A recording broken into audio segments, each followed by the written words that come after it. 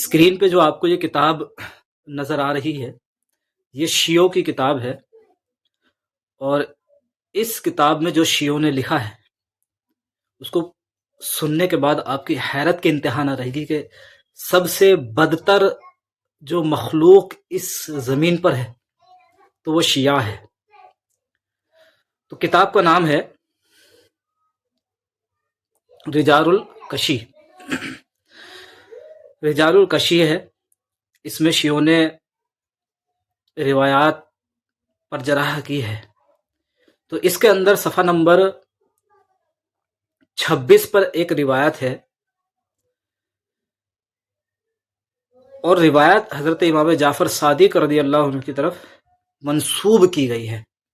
یہ اتنا بڑا جھوٹ اور جرم ہے کہ ایک ایسی روایت حضرت امام جعفر صادق کی طرف منسوب کر دی گئی ہے۔ تو میں عبارت آپ کو نظر آ رہی ہوگی، یہ اس کا پیج ہے، لکھا ہے ارتد الناس بعد النبی الا ثلاثۃ نفر۔ ان کا کہنا یہ ہے کہ نبی کریم صلی اللہ علیہ وسلم جب اس دنیا سے تشریف لے گئے، اس دنیا سے رخصت ہو گئے، تو جتنے بھی صحابہ تھے سارے کے سارے صحابہ مرتد ہو گئے، الا ثلاث نفر، سوائے 3 صحابی کے۔ یہ ذکر کرتے ہیں کہ حضرت مقداد بن اسود ہیں، حضرت سلمان فارسی، حضرت ابو ذر غفاری ہیں۔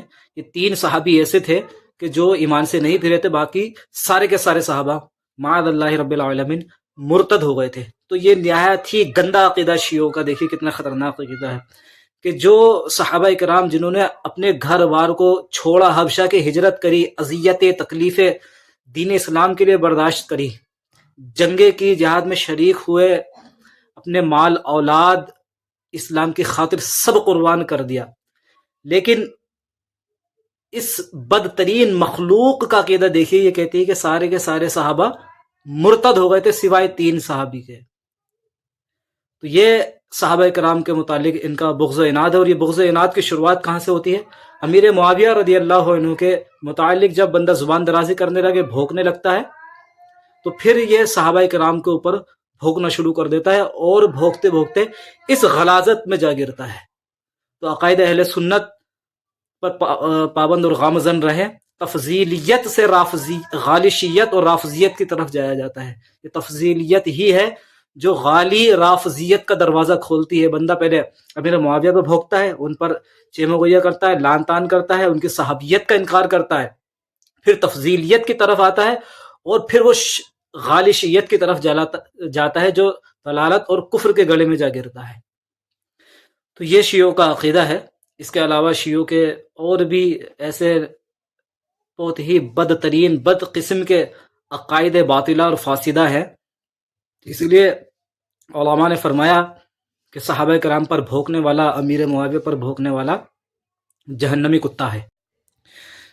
اسی طرح اس کتاب کے اندر اور بھی اس متعلق، جس میں صحابہ کرام کو معاذ اللہ سارے کے سارے صحابہ کرام کو جو ہے وہ مرتد قرار دیا گیا ہے، اور بھی روایت اس کے اندر موجود ہے۔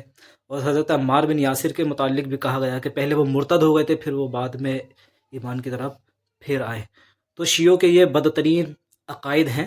اللہ تعالی ہمیں عقائد اہل سنت پر گامزن رکھے، عقائد کی حفاظت فرمائے، عقیدہ اہل سنت پر جینا مرنا نصیب فرمائے۔